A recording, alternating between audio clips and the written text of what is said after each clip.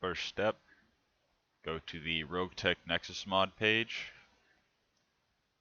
Files, and then the Rogue Launcher is all you really need. Download it to your folder, run it, very straightforward. One thing to note though is wherever it is installed, for example, if it's in your downloads folder, it is going to make some folders and have cached information. So it is generally a good idea to put it in its own folder so it can take care of that sort of stuff on its own. Once you actually open the Roguetech launcher, there's the Update Install Roguetech button. But before you click that, you need to check to make sure that the install target is your Battletech folder and the mods folder, and the workspace is wherever you want the cache for all the Roguetech data. I have it on a separate drive just because it's a lot of space that it takes up, and the solid state drive I have Battletech on doesn't have that much space to spare, so I just put it in a separate drive. I believe to do that you have to go to advanced mode to browse and select it. If you do not select it, I believe it defaults to the Roguetech installer's location, the actual Rogue launcher's location on your computer. I think it default makes a folder there. After waiting for the install to finish, which will take, as it says, some time, you're presented with the Roguetech options for the installer for the Rogue launcher itself. These are your first step towards configuring your experience to your liking. I'll try to go through these pretty quickly. The online-offline mode, the online war map, I actually have not used since it was mandatory, but I'm pretty sure that it is influenced by other players if it's anything like the one that I played on months and months and months ago.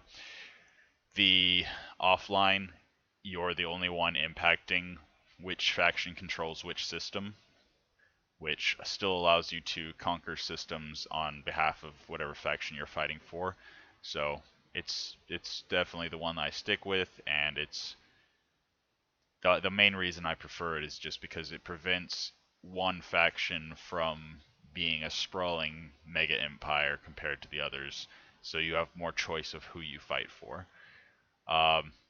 The difficulty scaling is a major decision. The company strength means that the mission difficulty increases as your mechs that you have access to become more powerful. This can help expedite things, in part because it doesn't require you to move around between planets nearly as frequently.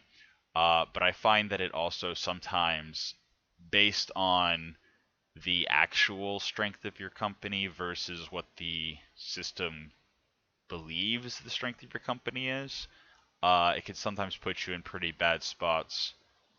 And I just prefer the planet rating so that I have the option if I feel my lance isn't ready to pursue whatever difficulty, that I can fall back and rely on lower difficulty to, for example, grind some components or whatever I need to do. And it also allows me, if I feel like my lance is stronger than what the projected strength of it is, I can actually expedite things. In my current playthrough, I just got done conquering a 5-skull planet with what was rated at a 3.5 skull lance. So the difficulty by planet rating definitely allows you more flexibility as to the difficulty of the missions you go for.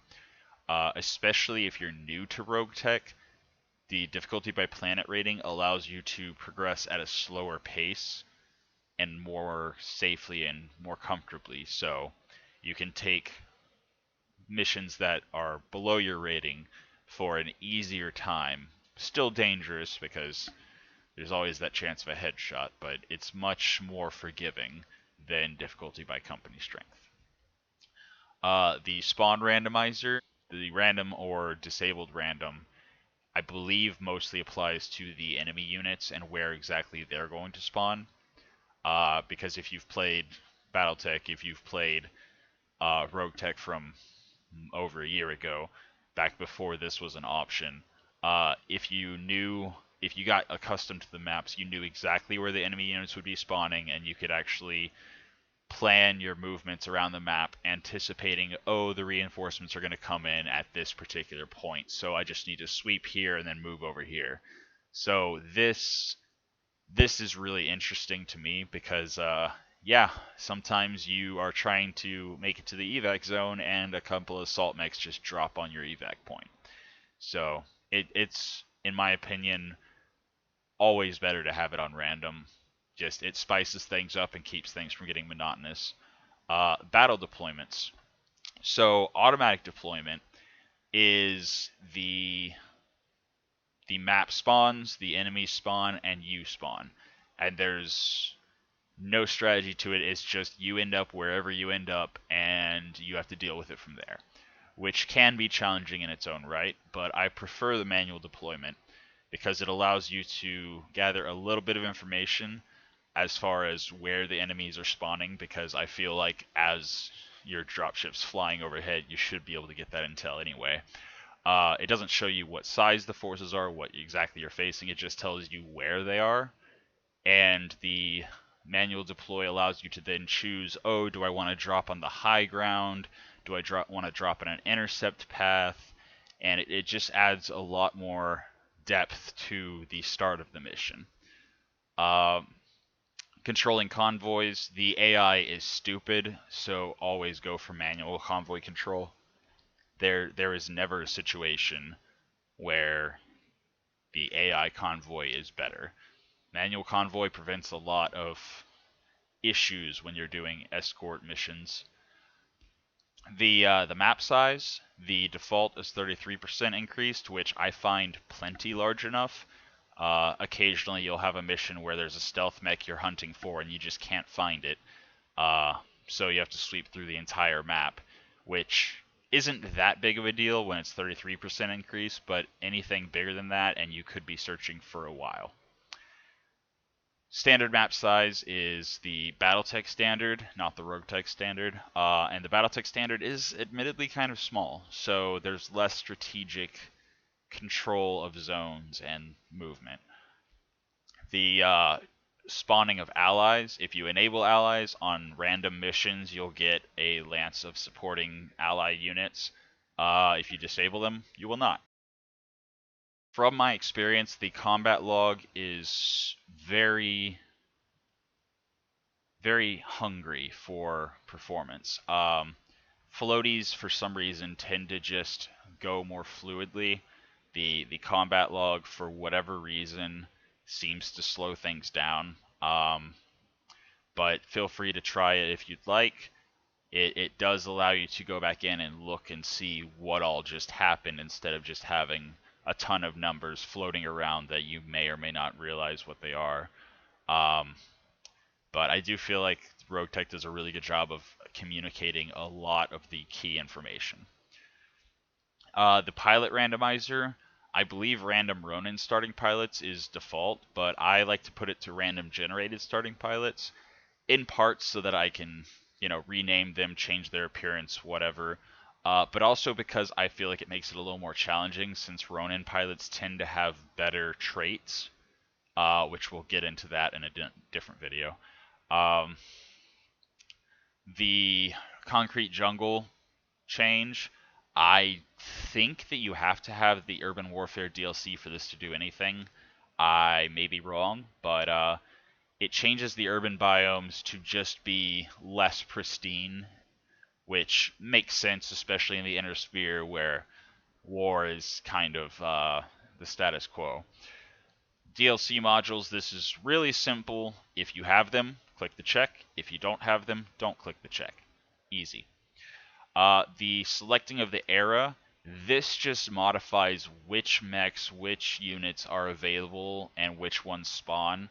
I like to keep them all checked because I just prefer the versatility and the wide array of enemies. But if you want to, for whatever reason, keep it to a particular era, you can do that. The optional mods and components, this is the first major, we'll call it difficulty options.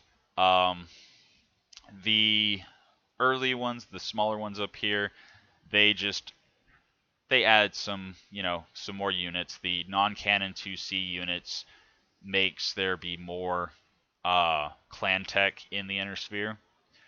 The proto mechs, I believe these are kind of whatever. I play with them because why not? But if you don't like little power armors and stuff, I believe that's what this enables or disables.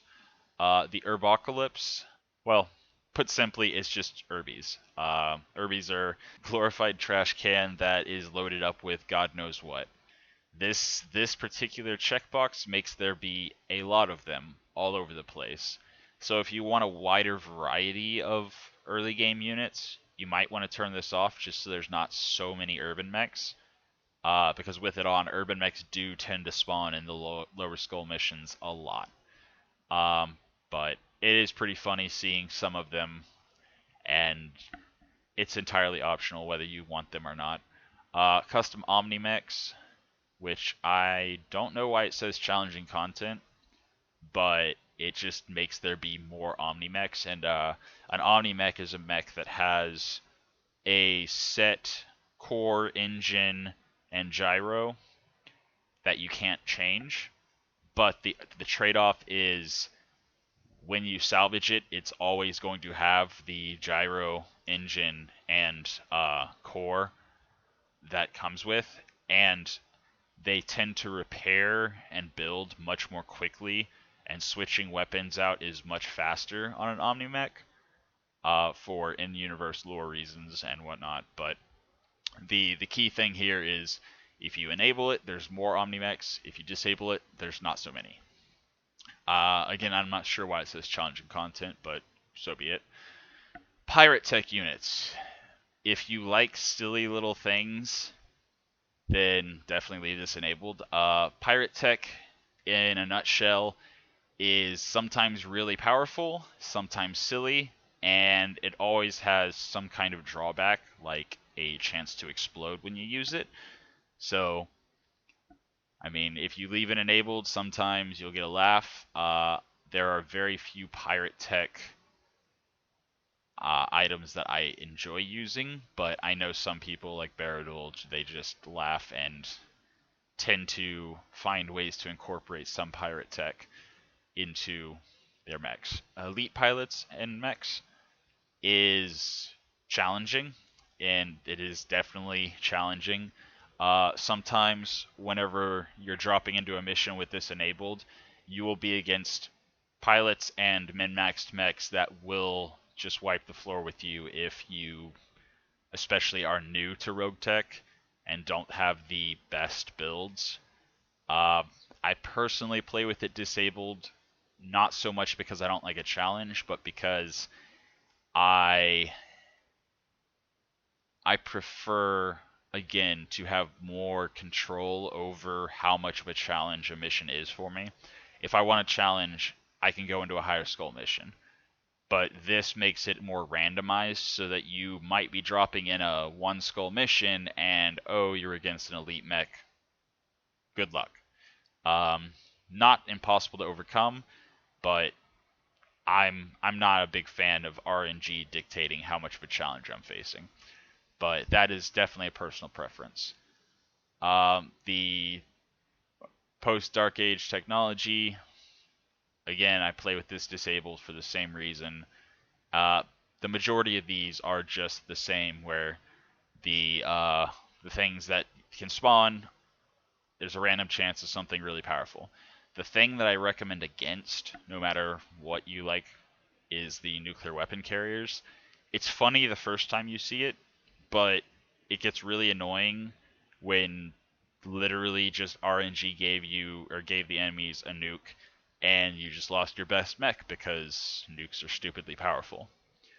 Super heavies, the discussion around this, as far as I know, is do you want your end game to look like, hey, I'm going to go to research planets, try to get super heavy missions, try to build a couple super heavy mechs, and then stomp around and destroy things here and there before I start a new playthrough? Or do I want my end game to look more like going to clan space and facing clanners, or trying to conquer a particular area of the universe for a particular faction? It changes what the end game looks like. I personally hate going to research planets and hoping that RNG gives me a super heavy mission, so I just have it disabled so I'm not even tempted. Um, Quick sell, I sometimes enable it and sometimes don't, because it's it's special. It's cheaper stuff that's lower quality, but sometimes it's just what you need. The Flashpoints, which, if you're not familiar with Battletech Flashpoint, the DLC, then this is just adding more Flashpoints. The Arana Restoration story is pretty cool because they turn the missions from the Battletech core storyline into customized Flashpoint missions, which they did a really good job of. And if you haven't played Vanilla Battletech in a while, it's fun to sometimes play through some of those missions again. But other than that, it's just a bunch of extra flashpoints. Very, very simple. The additional hireable Ronin is just more mech warriors that you can come across that are higher tier, and yeah, I see no reason not to enable them unless you just don't want so many Ronin pilots floating around. Emblems literally don't matter, except for you get to choose extra. There's extra options for whatever you want your unit's emblem to be. That's literally all that does. The portrait loader is, I believe it's just for whenever you're making your commander, and it lets you choose a variety of portraits. The evacuated citizen cities option is just, do you want blood splatters or not? I go with evacuated so that there's less to render on screen and there's less of a performance hit. This is whether the fire is smoky or fiery. I feel like the updated fire actually performs better, but that may just be me. Fog of War, if you want it to be easier, this is one of the key differences. If you want Fog of War on a unit by unit basis, it does make it more challenging because you have to place units more adeptly. Electronic warfare systems are more important, but if Fog of War stays revealed, then it's not as big of an issue. So if you don't understand the electronic warfare stuff, then this can make it a bit easier. Night vision overlay is literally just an aesthetic, as far as I know. So if you can't remember which of your mechs have night vision and which ones don't, then enable will tell you, because the mechs that do whenever they're active will have green, and the mechs that don't have night vision will not be green. Speed mod. This is entirely personal preference. I play with the 50% increased speed. I know some people prefer it to be zippy, so they go with 100% increased speed because they just want, whenever they click a unit to move, they want it to be there. They don't want to wait for it to march across the ground. No increased speed is the base Battletech vanilla speed, which had a lot of criticism for being way too slow. It definitely does better at translating the, slow movement of a 100-ton machine to a believable speed. But once you've played for 5, 10, 15 hours, much less 1,500 hours, the lack of increased speed gets really, really slow. It gets very frustrating to wait for your mech to move to the particular location. The quality of life options, skip intro. I actually had, whenever I was first messing with Roguetech, I had some issues where sometimes the intro would crash the game, and I've not had that problem since this option has been enabled. So I'm not sure if that's still an issue or not, but I just keep it. I keep skip intro enabled just in case it is still an issue. Mouse 4 is the escape key, as it says. You can still use the escape key. It just gives you another way to press the escape key, which, if you're not familiar, it comes up a lot whenever you're trying to back out of different orders and rethinking moves and things like that. You press the escape key pretty often. Debug logger, again, as it says, only used for bug finding, not bug finding, so it's disabled. Mech auto sorting options. This only applies to the mechs you have in your mech bay. So if you have a series, if you have 6 mechs and you want to drag and drop them where you want them amongst your mech bay, then you use no auto sorting. Then you can drag and drop and set them where you want them to be, and they will stay there. If you sort by cost, then it will automatically sort your mechs based on which ones have the most valuable chassis and equipment. By tonnage is obviously, if you have assault mechs, they will be sorted assault, heavy, medium, light, and within those brackets is obviously going to be sorted by the exact tonnage. So 45, 50, 55, etc. Sort mechs by name is the name of the chassis. Or, I don't know, I've never actually used this one, so it might also be when you rename a mech by give it a special name, it might sort by those as well. I'm not sure. I always prefer the no auto sorting, so I can just drag and drop and keep a mental picture of, hey, my light lance is here, my heavy lance is here, whatever. Battletech sound replacement, it makes it sound better in my opinion. Skip travel cutscenes, a little bit of a performance boost whenever you're traveling, and it also makes it take less time, which again, once you've put enough hours in, you will really appreciate every minute you can save. Crystal clear, I play with it enabled because I feel like it improves performance a bit.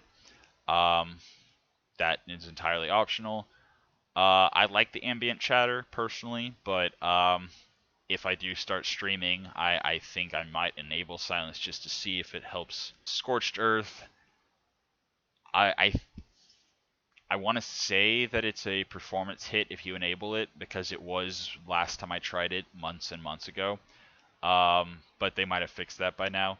I keep it disabled because I try to get as much performance as I can out of it.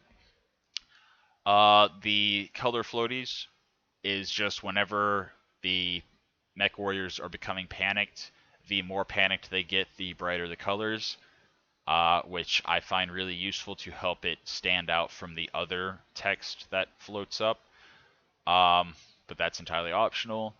The alternative portraits is a personal preference thing. I tried it both ways, back and forth, and I finally decided I like default better. Some people like photography better, whatever. Just give it a shot, see what you think. It has no bearing other than just the appearance of the mech bay. Tech and repair option. If you are really bad, or if you are really new, you can turn the free armor repair after battle on. What that does is it takes away all the difficulty incurred from trying to reduce damage that you take in a mission. It makes it so that the only time it matters whether or not you took damage is if they punch through your armor and damage your structure, which makes the game way, way easier, and it does function more like vanilla Battletech. I think that's actually exactly how vanilla Battletech works. But yeah, as it says, training wheels mode. It's a lot easier that way. Inject mod tech has to be enabled as far as I understand. Clean the cache and remove old Roguetech saves is just if you're doing a fresh install or whatever and you want to completely make sure everything is perfect. It will, as it says, remove your saves. but cleaning the cache just deletes everything in the cache folder and re-downloads it. So if you do these, it will take a good bit longer, but it will make sure that if you had any issues before reinstalling Roguetech, that this will fix them. I use multi-threaded rendering because it does seem to increase performance. I'm again, try it, see if you notice a performance increase or not. And the Roguetech preference options, I just keep it enabled because I do feel like it does increase performance. Again, this is my options the way I usually run them. Feel free to change whatever you'd like. There is no right or wrong answer.